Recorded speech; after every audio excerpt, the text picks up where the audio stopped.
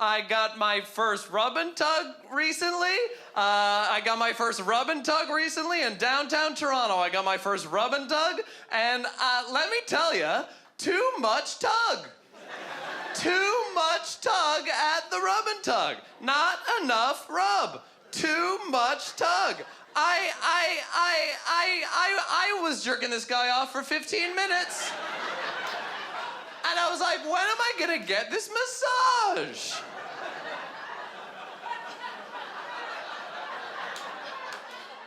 It's nice to be here. I love Just for Laughs. I love doing this festival because it's fun. And also, you get to see a lot of, isn't it cool? You get to see a lot of, American comedians come up to Canada and perform in Canada. And you get to see these American comedians, and they come up, and they're like, it's so nice to be here in Canada where everyone's nice and there's no racism.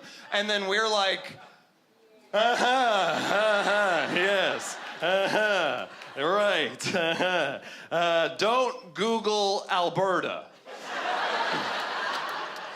I don't experience racism. I am a white man. I am a straight white man, the Slytherin of genders. And I perform on a lot of shows with great diverse comedians like marginalized people, LGBTQ comics, and new immigrant comics, and they talk about their real problems on stage, and then I feel like I have to go up after them, and I'm like, Weezer's getting worse.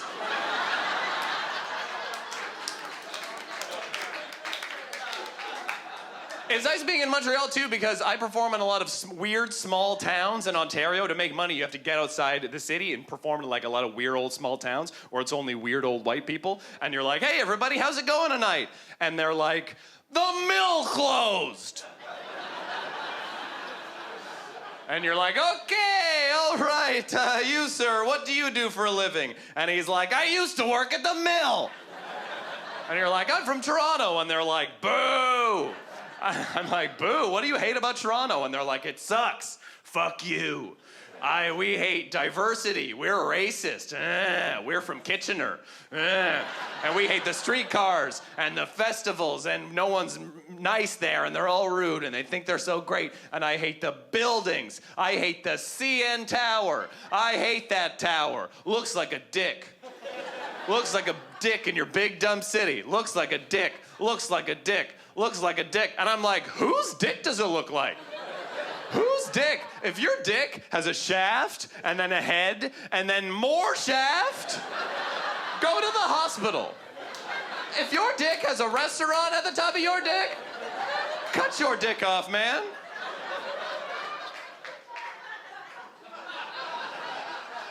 I'm having surgery soon. That's news about me. I'm having surgery soon.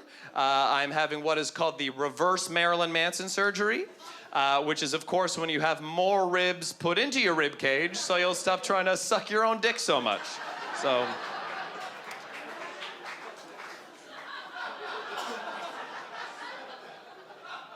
I grew up in a large family. I have 7 older sisters. 7 older sisters, and then me. Monica, Erica, Rita, Tina, Sandra, Mary, Jessica, and then me.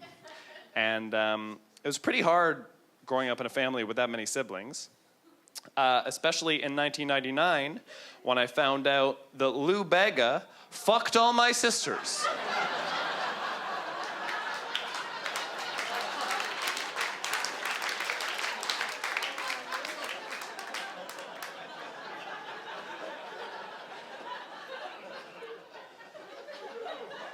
I write for television now. I like writing for television. I love television. I watched a lot of it when I was a kid. My favorite show when I was a kid was this show called Beyond Belief, Fact or Fiction. Do you remember that show? If you don't, it was a show about ghosts. And every episode, they'd give you 5 ghost stories, and then at the end of the episode, they'd tell you which of the 5 ghost stories you just saw were true. And if you have any sort of brain in your head, you know that none of them are true. These are ghost stories. And your average ghost story would be like, I'm an old man. And whenever I play this specific record, my dead wife comes back to life and we dance to our favorite song. And then at the end of the song, she disappears into the night. And then at the end of the episode, at the recap, they'd be like, ghost vinyl? False. This guy's just got dementia. But what I loved about the show is that every single episode they run the same type of like romantic ghost story where it'll be a guy and a girl and they meet at a club and they'd be dancing and then they go back to her place and they'd fuck. Nice, right, sir? And then he'd go home and he'd wake up the next morning and he'd be like, I gotta find this girl again. I'm in love with this woman. So he'd knock on her door, but this time a very old woman would answer the door. And she'd be like, hello? And he'd be like, hi, can I speak to Mary, please? And she'd be like, Mary?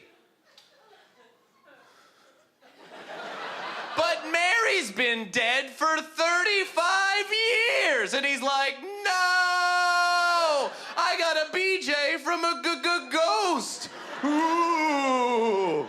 And then at the end of the episode, they're like, ghost BJ. True. You're like, what? That didn't happen. That's not true. This guy had sex with some woman and she regretted it and he came over the next day and she was like, oh, fuck, Nana, tell him I'm fucking dead or something. Anything. This weirdo way.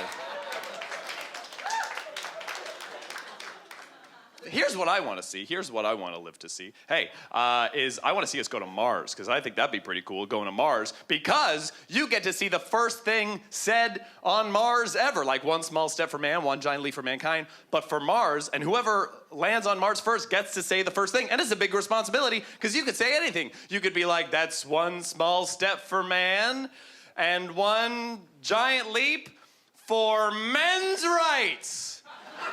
That's right, baby. This is the men's rights planet. No female Ghostbusters on Mars. And you're like, oh.